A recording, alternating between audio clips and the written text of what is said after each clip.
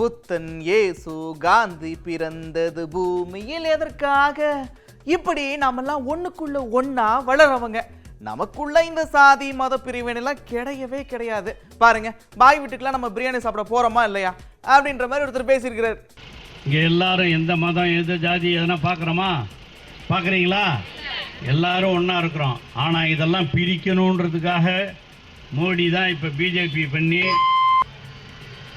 இந்துக்கள்லாம் அவங்களுக்கு அப்படியே கிளப்பி விட்டு இஸ்லாமியர்களுக்கு கிறிஸ்தவர்களுக்கு எல்லாம் மாமன் மச்சான் அண்ணன் தம்பி தான். இஸ்லாமியர்கள் வீட்டில் என்னைக்குன்னா கல்யாணம்னா போகாமல் இருக்குமா? எல்லாம் போயிடுவோம். ஏன் போகிறீங்க? பிரியாணி.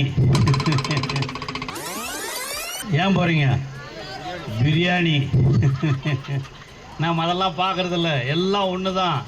அவங்களும் அந்த மாதிரி நம்ம வீட்டு விசேஷங்களுக்கெல்லாம் வருவாங்க. கிறிஸ்துவ சகோதரர்களும் அப்படி தான். அவர்கள் நாமெல்லாம் எல்லாம் ஒருத்தர் வீட்டு ஒருத்தர் விசேஷத்துக்கு எல்லாம் அண்ணன் தம்பிகளாக மாமன் மைத்துனர்களாக கூப்பிட்றது என்ன மாமு அப்படி தான் கூப்பிடுவோம். அப்படியெல்லாம் வாழ்ந்து கொண்டிருக்கிற நம்மை ஜாதியை காட்டி மதத்தை காட்டி பிரிக்க நினைக்கிறார்கள். அதுக்கு நாம் இடம் கொடுக்க கூடாது. அதிமுகன்னு ஒரு கட்சி இருந்தது, அதுவே இப்போ 4 போச்சு. எல்லா இடத்துலையும் 4 கிடக்குது. 4க்கு மேலேயும் இருக்குது. அதில் இருக்கவங்களே நம்ம மேலே ரொம்ப பிரியமாக பாசமாக இருக்கிறாங்க.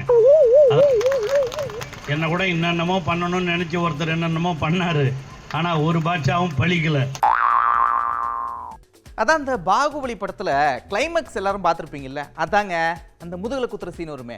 அந்த மாதிரி கார்த்திக் சிதம்பரத்துக்கு ஓட்டு போட்டீங்கன்னா ராகுல் காந்தியை முதுகுல குத்துற மாதிரி அப்படின்னு ஒருத்தங்க சொல்லியிருக்கிறாங்க. இந்த கார்த்திக் சிதம்பரத்தை அவரோட சொந்த கட்சிக்காரங்களுக்கே பிடிக்காது.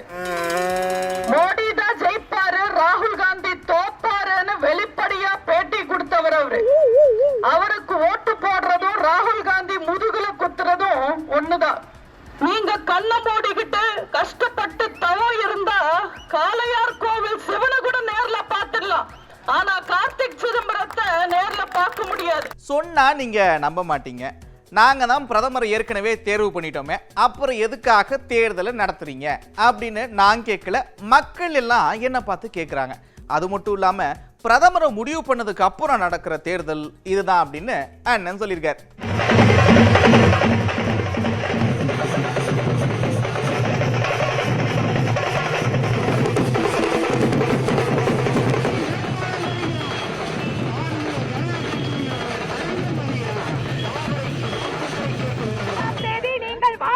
வேண்டியது மத்தியிலே யார் ஆட்சி அமைக்க வேண்டும், மீண்டும் பிரதமராக யார் வர வேண்டும் என்பதற்கான தேர்தல். இது மாநிலத்திற்கான தேர்தல் அல்ல, உள்ளாட்சி பிரதிநிதிக்கான தேர்தல் அல்ல. 10 வருட காலம் கோடிக்கணக்கான மக்களுக்கு, அதிலும் குறிப்பாக பெண்களிடம் நான் கேட்டுக்கொள்கிறேன். ஒவ்வொருவருக்கும் கழிப்பிடம் கட்டி தந்தவர், ஒவ்வொருவருக்கும் வங்கி கணக்கு துவக்க ஏற்பாடு செய்தவர், ஒவ்வொருவருக்கும் வீடு இல்லாதவர்களுக்கெல்லாம் வீடு கட்டி கொடுத்தவர் பிரதமர் மோடி அவர்கள். நம்முடைய அக்கா சொன்னது போலங்க, இந்த தேர்தல் என்பது ஒரு வரலாற்று சிறப்புமிக்க தேர்தல். 2024 தேர்தல் யார் நம்முடைய பிரதமராக வர வேண்டும் என்று முடிவு செய்யக்கூடிய தேர்தல். நான் சொன்னா நீங்க ஒத்துக்க மாட்டீங்க. நாங்க தான் பிரதமரை முடிவு பண்ணிட்டோமே, ஏன் தேர்தல் நடத்துறீங்க? மக்கள் எல்லாம் என்ன சொல்லுகின்றார்கள்? நாங்கள் மோடி அவர்கள் தான் வேண்டும் என்று முடிவு செய்து விட்டோம், அதன் பிறகு தேர்தல் நடக்கிறது. நாங்கள் மோடி அவர்கள் தான் வேண்டும் என்று முடிவு செய்து விட்டோம், அதன் பிறகு தேர்தல் நடக்கிறது. அதனால் இந்தியாவில் எந்த தேர்தலும் இது போல் நடந்தது இல்லைங்க. பிரதமர் யார் என்று முடிவு செய்து மக்கள் ஓட்டு போடுகின்றார்கள். அப்படிப்பட்ட ஒரு வரலாற்று சிறப்புமிக்க தேர்தலை நின்று கொண்டிருக்கின்றோம். ஒளிச்சாச்சுங்க. இந்தியால ஏழ்மை கிடையவே கிடையாது, ஏழைகளே இல்லை. அப்போ அந்த ரயில்வே ஸ்டேஷன் அப்படிலாம் நீங்க கேட்கக்கூடாது. ஒரே பதில் தான், ஏழைகள் கிடையவே கிடையாது. நான் சொல்லல, அண்ணன் தெளிவா சொல்லியிருக்கிறார்.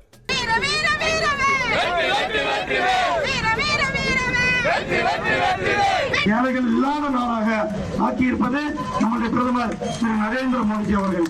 ஏழைகள் இல்லாத நாடாக ஆக்கியிருப்பது நம்முடைய பிரதமர் திரு நரேந்திர மோடி அவர்கள்.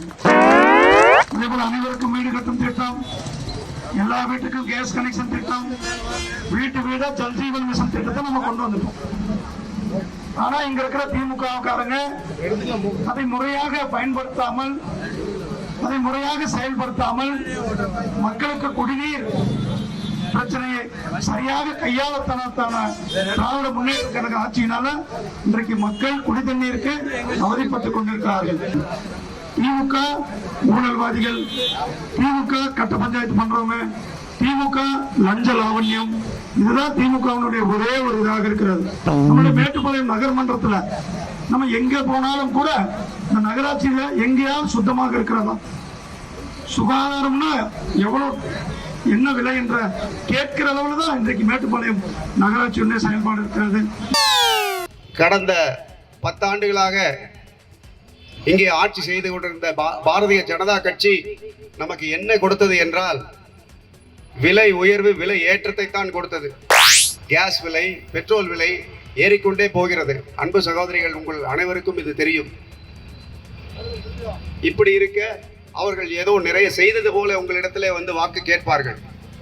ஒவ்வொருத்தர் வங்கி கணக்கிலும் 14 லட்சம் அளிப்பேன் என்று பிரதம மந்திரி வாக்குறுதி கொடுத்தாரே, அது என்ன ஆயிற்று என்று நீங்கள் கேட்க வேண்டும். அதே போல அதிமுகவை பொறுத்த வரைக்கும் அவர்களுக்கு பிரதம மந்திரி வேட்பாளர் என்பது கிடையாது. அவர்கள் பிற்காலத்திலே இப்பொழுது பிஜேபியும் அவர்களும் தனியாக இருக்கிற மாதிரி தெரியும். ஆனா பிற்காலத்தில் அவர்கள் சேர்ந்து கொள்வார்கள். ஜல்லிக்கட்டுல கூட ஆக்ரோஷமா வர்ற கால நம்ம தங்கச்சி அப்படி போய் டே கருப்பா அப்படின்னா சாந்தமாயிரும். நீங்க என்னடான்னா அதுக்கு இருக்கிற அறிவு கூட உங்களுக்கு இல்ல. தயவு செஞ்சு கேட்கறேன், என் பிள்ளைங்களை காப்பாத்துங்க அப்படின்னு அண்ணன் கேட்டிருக்காரு. மாட்டுக்கு தெரியும், கிட்ட போகும்போது காலை இருக்குல்ல, எல்லா ஆம்பளைகளையும் முட்டி தள்ளும் ஒரு தங்கச்சி. டே வாடா கருப்பான்னா விறுவிறுன்னு மண்டை ஆட்டிட்டு போகும். அதுக்கு தெரியுது நம்மால் யாருன்னு. உனக்கு தெரியல நான் என்ன பண்றது சொல்லு, உனக்கு தெரியல என்ன தெரியும். அட பெரி கொண்டு வேகமா பாஞ்சு கடிக்கிற நாய்க்கு தெரியுத நம்மளை பார்த்தோன்னா வாழை ஆட்டுத. அவன் சொல்றான், நீ எத்தனை ஆயிரம் எத்தனை லட்சம் கொடுத்தும் நாயை வாங்கலாம், ஆனா அன்பால தான் அது வாழாட்டம் வைக்க முடியும், பணத்தால வாழாட்டம் வைக்க முடியாது. இந்த வாழாட்டுற நாய்களை நீங்க மறந்துடாதீங்க. நல்லா இருக்குன்னு உங்களுக்கு சொல்றேன், கேட்டுக்கிரு, நீ கவனிச்சுக்கிரு. தமிழ் மக்களை நீ வந்து வீதியில போட்ட, வந்தவமானவற்றெல்லாம் பதவியை கொடுத்துட்ட. இந்த வாட்டி விட்டுறாத, உன்னை கெஞ்சி கேட்டுக்கிறேன், விட்டுறாத. உங்களுக்கு அதை நான் பிழைக்கணும்னு நினைச்சிருந்தா அழகா சினிமா எடுத்தே பிழைச்சிருக்கலாம், இல்ல நடிச்சிருக்கலாம். நான் நல்லா 4 மணி நேரம் கத்தி வேர்த்து விறுவிறுத்து அப்படியே ஏறி போய் வண்டியில போகும்போது அந்த சனம் சுத்தி நிற்குது. சிமா மாயாண்டி குடும்பத்துல சூப்பரா நடிச்சிருக்கான்றாங்க. இது அங்கேயே செஞ்சிருக்கலாம் இருக்க கர்மம். நல்லா பேசினப்பா ஒருத்தன் கூட சொன்னதில்லை. அதை கவனிச்சிருந்தான்னு நேரம் நான் ஜெயிச்சிருப்பேன். அவன் இன்னும் இப்ப மாயாண்டி குடும்பமே நடிச்சுக்கிட்டு இருக்கான். ஒருத்தெல்லாம் ஒய்எம்சியில ஓடிக்கிட்டு இருக்கேன், எனக்கு முன்னாடி வேகமா ஓடினான். என்னோட நம்மளை விட வேகமா ஒருத்தன் ஓடிக்கிட்டு இருக்கான். திரும்பி பார்த்து, நீங்க தானே பள்ளிக்கூடத்துல நடிச்சது, நீங்க தானே என்ன, அதுக்கு தான் வேகமா என்ன முந்தி ஒன்னியா. இதுதான் நிலைமை. கைவிட்டுறாதே. என் பிள்ளைய கூட்டி வந்திருக்கேன், நம்பிக்கை கொடுத்து.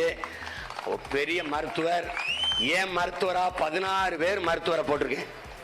ஏன் நிறுத்திருக்கேன் தெரியுமா உங்களுக்கு? நோயாளிகளை மருந்து கொடுத்து குணப்படுத்துவதல்ல மருத்துவர் டாக்டர்ஸ் வேலை. நோயாளிகளே உருவாகாத ஒரு சமூகத்தை உருவாக்கணும்.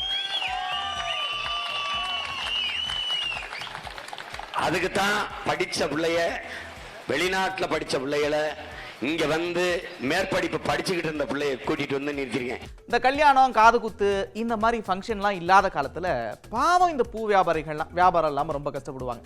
இந்த மாதிரி தேர்தல்லாம் அடிக்கடி வந்துச்சுன்னா அவங்களும் ஜாலியா இருப்பாங்க. அங்க பாருங்க, எத்தாதண்டி மாலை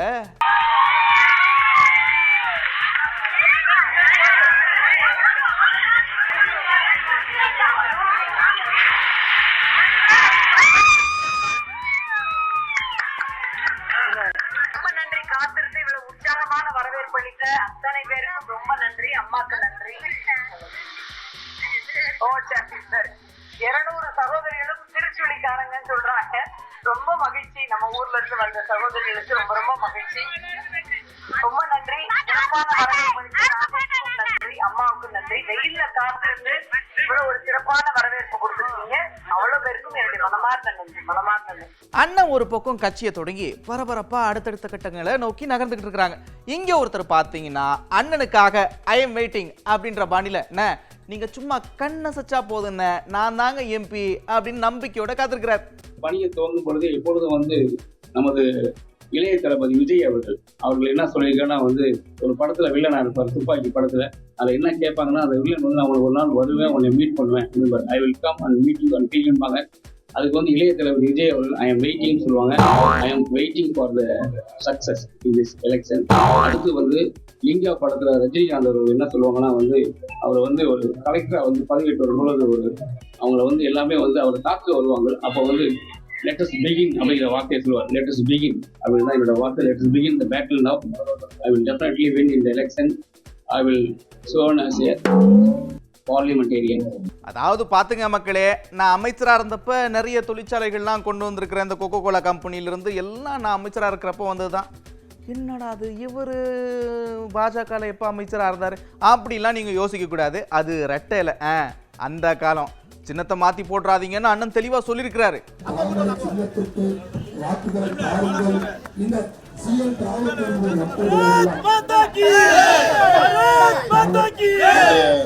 நான் அமைச்சராக இருந்தபோது அதை நிறைய செய்திருக்கிறோம்.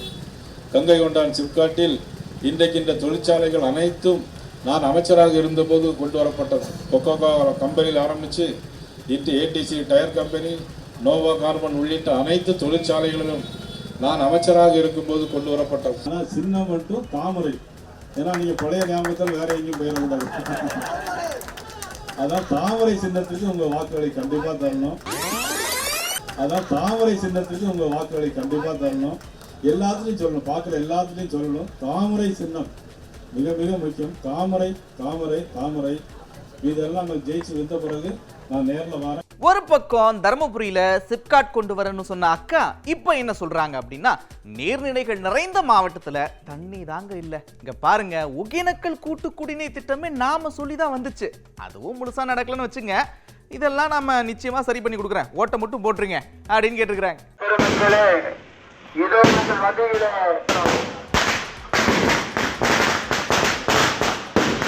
பெருமைமிக்க தாய்மார்களே,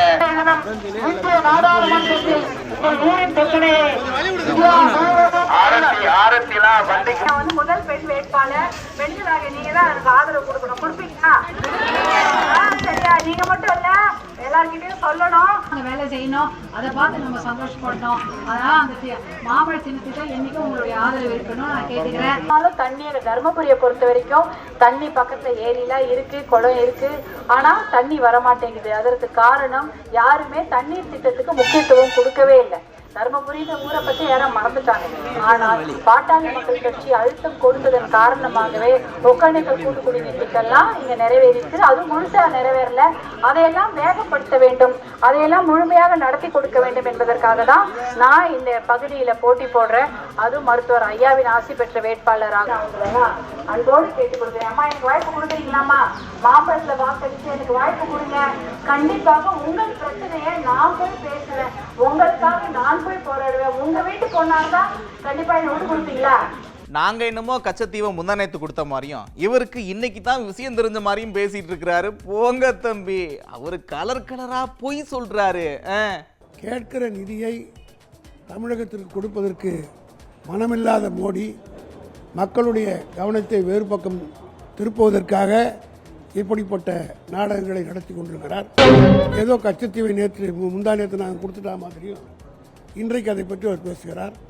1974 திமுக ஆட்சி இருந்த காலத்தில் தலைவர் தளபதி கலைஞர் அவர்கள் சட்டமன்றத்தில் கச்சத்தீவு கொடுக்கக்கூடாதுன்னு தீர்மானமே போட்டார்.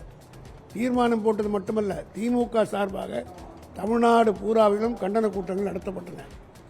அப்படி பேசியவர்களில் நானும் ஒருவன். ஆக இந்த வரலாறு எல்லாம் அவர்களுக்கு தெரியவில்லை. 50 வருடம் ஆகிவிட்டது. ஆகவே எந்த பொய்யும் சொன்னாலும் நம்பிவிடுவார்கள் என்ற எண்ணத்தின் அடிப்படையில் தோல்வி பயத்தின் காரணமாக இப்போது புதுதாக கலராக பொய் சொல்ல ஆரம்பிக்கிறார். இந்தியாவுடைய பணத்திலிருந்து ஏறத்தாழ 34,000 கோடி கொடுத்திருக்கிறார். அப்பொழுது கேட்டு வாங்கியிருக்கலாம் அல்லவா கச்சத்தீவை? அதே போல இன்றைக்கு இலங்கையிலே ஒரு மிகப்பெரிய கான்ட்ராக்ட் வருது மின்சார வாரியத்தில். அந்த கான்ட்ராக்டை அதானி நிறுவனத்துக்கு வாங்கி கொடுப்பதற்கு மோடி முயற்சி எடுத்தாரா இல்லையா என்பதை பதில் சொல்லணும். எடுத்திருக்கிறார். அதற்கு நேரம் ஒதுக்குற மோடி அவர்கள் கச்சத்தீவை கேட்டு வாங்கக்கூடாதா? பொய்யிலே பிறந்து பொய்யிலே வளர்ந்த புலவர் பெருமானே. ஆஹா, அமைச்சர் என்னமா பாடுறாரு பாருங்களேன்.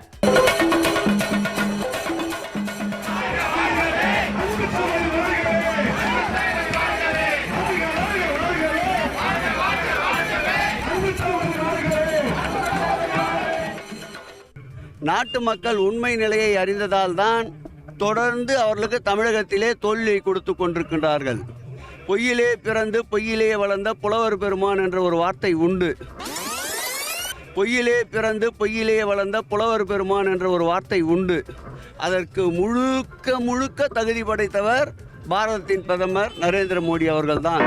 கச்சத்தீவை பொறுத்தளவில் மாண்புமிகு அன்றைய முத்தமிழறிஞர் கலைஞர் அவர்கள் கச்சத்தீவு இலங்கைக்கு ஒப்படைக்கின்ற சூழ்நிலை வருகின்ற பொழுது அது குறித்து முதலில் அனைத்து கட்சி கூட்டத்தை கூட்டியவர் மாண்புமிகு அன்றைய முதல்வர் முத்தமிழறிஞர் கலைஞர். அந்த கூட்டத்தில் கூட கலந்து கொள்ளாமல் அதிமுக வெளிநடப்பு செய்தது அன்றைய தினம். அதோடு மட்டுமல்லாமல் கச்சத்தீவு பறிபோய் விடக்கூடாது என்பதற்காக உச்சநீதிமன்றத்தில் முதல் வழக்கு தொடர்வதற்கும் மத்திய அரசிற்கு இந்த கச்சத்தீவை ஒப்படைக்க கூடாது என்ற கருத்துருவையும் முதலில் குரல் எழுப்பியவர் கலைஞர்.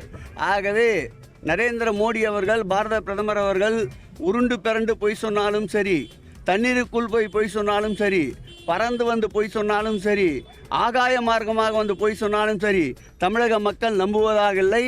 40க்கும் 40 பாண்டிச்சேரி உட்பட இந்தியா கூட்டணி வசம்தான் வரும் என்பதால் தான் தொடர்ந்து இது போன்ற அடுக்கடுக்கு பொய்களை அவர் இந்தியா லெவலிலே அவிழ்த்து விட்டு கொண்டிருந்தால், தமிழ்நாட்டு லெவலிலே இங்கே ஒரு பொய்யிலே வளர்ந்த இங்கே ஒரு புலவர் பெருமான் இருக்கின்றார். தமிழ்நாட்டு லெவலிலே இங்கே ஒரு பொய்யிலே வளர்ந்த இங்கே ஒரு புலவர் பெருமான் இருக்கின்றார். அவர்தான் கர்நாடகாவிலே இருக்கின்ற போது தமிழர்களை எனக்கு பிடிக்காது, தமிழை எனக்கு பிடிக்காது என்பார். இங்கே வந்த பிறகு நான் கர்நாடகத்துக்காரன் அல்ல, நான் தமிழகத்துக்காரன் என்று மாறி பேசுகின்ற வல்லமை படைத்த கட்சி தான் பாரதிய ஜனதா என்பதற்கு இந்த 2 நிகழ்வுகளும் ஒரு எடுத்துக்காட்டு. இவங்கெல்லாம் வரலாறு தெரியாம பேசுறாங்க. கச்சத்தீவை கொடுத்தது மூலமா இலங்கை தமிழர்களுக்கு வாழ்வாதாரத்தை ஏற்படுத்தி கொடுத்துருக்காங்க, அதான் நெசம் அப்படின்னு நான் சொல்லல, அண்ணன் தான் சொல்லியிருக்கிறார். எதை தின்னால் பித்தம் தெளியும் என்று தெரியாமல் கச்சத்தீவை பற்றி நேற்று பேசுகிறார். இதுவரை 100 முறை கச்சத்தீவை பற்றி பேசியிருப்பார் மோடி. கச்சத்தீவில் என்ன நடந்தது என்று அந்த வரலாறு தெரியாமல் உளறிக் கொண்டிருக்கிறார்கள். கச்சத்தீவில் என்ன நடந்தது என்று அந்த வரலாறு தெரியாமல் உளறிக் கொண்டிருக்கிறார்கள். விலை மதிக்க முடியாத பொருட்களை கடலுக்கடியில் இருக்கின்றதை கண்டுபிடித்து அதையெல்லாம் நம்முடைய நாட்டுக்கு எடுத்து 1.9 கிலோமீட்டர் கச்சத்தீவை கொடுத்தார். கச்சத்தீவை கொடுத்ததன் மூலமாக 6 லட்சம் இலங்கை தமிழர்களுக்கு ஜீவாதார உரிமையை பெற்று தந்தவர் அன்னை இந்திரா காந்தி அவர்கள். இன்று ஜெய்சங்கர் பேசுகிறார், மேதகு குடியரசுத் தலைவர் உடனடியாக அவரை கட்சியிலிருந்தும் அகற்ற வேண்டும். மோடி வந்தார் 10 ஆண்டுகளுக்கு முன்னாடி 2 கோடி பேருக்கு வேலை வாய்ப்பு தருவன்னார். இருக்கிற வேலை வாய்ப்பும் போயிடுச்சு. பண மதிப்பிழப்பு கொண்டு வந்தார். கள்ளப்பணம், கருப்பு பணம், தீவிரவாத பணத்தை மீட்டெடுப்பார். ஆனா 98% வங்கிக்குள்ள சரியான பணம் வந்துருச்சு. எங்க இருந்துச்சு கள்ள பணம், எங்க இருந்துச்சு கருப்பு பணம், எங்க கண்டுபிடிச்சார் தீவிரவாத பணத்தை, அதுலயும் மோசடி செஞ்சார். 90s கிட்ஸ் கண்டிப்பா கச்சத்தீவு வரலாறு தெரியுமோ இல்லையோ, கச்சத்தீவு அப்படின்ற பேர் நிச்சயமா தெரிஞ்சிருக்கும். இப்ப பாருங்க 2K கிட்ஸுக்கும் கச்சத்தீவு அப்படின்ற பேர் போய் சேர்ந்துருச்சு. இதை நீங்க எப்படி பாக்குறீங்க? இந்த கச்சத்தீவை பற்றி இன்னைக்கு பேசுறாங்கன்னா எல்லாம் தேர்தல் ஸ்டண்ட் தான். அப்ப அந்த கச்சத்தீவை மீட்டெடுத்திருக்கலாம்ல. திமுகவுக்கும் அக்கறை இல்லை, இது காங்கிரஸுக்கும் அக்கறை இல்லை, பாரதிய ஜனதாவுக்கும் அக்கறை கிடையாது. சும்மா தேர்தலுக்காக மீனவர்களுடைய வாக்குகளை பெறுவதற்காக இது மாதிரி ஒரு வேஷம் போடுறாங்க, பொய்யான தகவலை சொல்றாங்க, நாடகம் ஆடுறாங்க. மீனவர்களுக்கு தெரியும் இன்னைக்குமே திமுக என்ற தீய சக்தி என்பது எங்கள் தலைவருடைய, எங்கள் அம்மாவுடைய நோக்கம். நான் சொல்லிக்கிறேன். எனவே அந்த கட்சியை வேரோடும் வேரடி மண்ணோடும் ஒழிக்கிறது தான் எங்களுடைய எண்ணம், புரட்சி தலைவருடையது. ஏன்னா அந்த வாரிசு அரசியல் தமிழகத்தில் இருக்கக்கூடாது. மன்னர் பரம்பரையை ஒழிச்சிருக்கோம், ஆனா கலைஞர் குடும்ப பரம்பரையை நம்ம ஒழிக்க முடியல. இன்னைக்கு தான் தெரியும், கள நிலவரத்துக்கு போகும்போது தான் தெரியும். பாட்டாளி மக்கள் கட்சியே இன்னைக்கு அவங்களுடைய துணைவியா இருக்கு சௌமியா அன்புமணி கூட வேலை பார்க்கறதுக்கு பூத்து கமிட்டியே இல்லைன்னு சொல்றாங்களாம். இதை கேட்டுட்டு அவர் கொதித்து போய் பேசுறாரு. எங்க அம்மா பாட்டாளி மக்கள் என்னது சரி நான் கேட்கிறேன். அவர் கட்டலைங்க, இவர் வயசாகி போச்சு, மகன் சொல்றது தானே கேட்கணும். என்னப்பா உங்க வீட்டுல என்ன ஆகுது? உங்க வீட்டுல உங்க அப்பா சொல்றத நீ கேட்ப? நீ கேட்க மாட்டீல்ல. நீ அவர் எப்படி ஆளு அதை கேட்க மாட்டார். அதனால அப்பா இன்னைக்கு என்ன செய்யணும்? மகன் இப்படி சொல்லிட்டார், முடிவு எடுத்துட்டாரு, நம்ம வாடகை எடுத்தோம்னா இதாயிரும். வயசும் ஆகி போச்சு ராமதாஸ் அவர்களுக்கு. அதனால அவர் ஏதோ ஒத்துக்கிட்டாரு ஒழிய வேற ஒன்றும் இல்லை. திரு நரேந்திர மோடி அவர்கள் 10 ஆண்டு காலம் நாட்டின் பிரதமராக இருந்தார். இந்த 10 ஆண்டு காலத்தில் அவர் விரும்பியிருந்தால் கட்சித்தீவை மீட்டிருக்கலாம். கட்சித்தீவை மீட்கிறதுக்கட்டும் தமிழக மீனவர்களை முதல்ல காப்பாற்ற முடியலையே, தமிழக மீனவர்கள் பயன்படுத்துகிற பலகை காப்பாற்ற முடியலையே. தமிழ்நாட்டு மக்களையும் மோடி சர்க்கார் முட்டாளாக தான் கருதுது. தேர்தல் ஆணையம் முழுக்க மோடியின் கட்டுப்பாட்டில் இருந்து கொண்டிருக்கிறது. குறிப்பாக 7 கட்ட தேர்தல் என்று சொல்லுகிறார்கள். இதற்கான தேதிகளை தீர்மானித்தது தேர்தல் ஆணையம் அல்ல, நரேந்திர மோடி தீர்மானித்த தேதியில்தான் தேர்தல் நடைபெறுகிறது. மாப்பிள்ளை என்னமோ நான் தான், ஆனால் போட்டிருக்கிற சட்டை அவருடையது. ஆமாம். எனக்கு ஒரு மிகப்பெரிய மகிழ்ச்சி என்னவென்று சொன்னால், என் அருமை அண்ணன் திரு MRKP அவர்களிடம் நான் சரணடைகின்றேன். அவரை விட்டால் எனக்கு ஏது கதி என்ற அளவிலே அவரை நம்பி வந்துவிட்டேன். என்ன செய்யணுமோ அதை அவர்கள் செய்வார். படத்துல வர மாதிரி இந்த படத்துக்கு நான் தான் கதாநாயகன், நான் தான் மாப்பிள்ளை. ஆனா அவர் போட்டிருக்கிற சட்டம் அவரு. படத்துக்கு நான் தான் கதாநாயகன், நான் தான் மாப்பிள்ளை. ஆனா அவர் போட்டிருக்கிற சட்டம் அவரு. அவர் என்ன நினைத்தாலும் நடக்கும். அவர் வழியே நாங்கள் பின்பற்றுவோம். இந்த மக்களுக்காக நான் என்னேனும் குரல் கொடுப்பேன். ஓட்டு வீட்டு கேட்டு யாராவது இந்த பக்கம் காலடி எடுத்து வச்சிங்க அப்படின்னு மக்கள் எல்லாம் ஒன்னா சேர்ந்து சம்பவம் பண்ணிருக்கிறாங்க.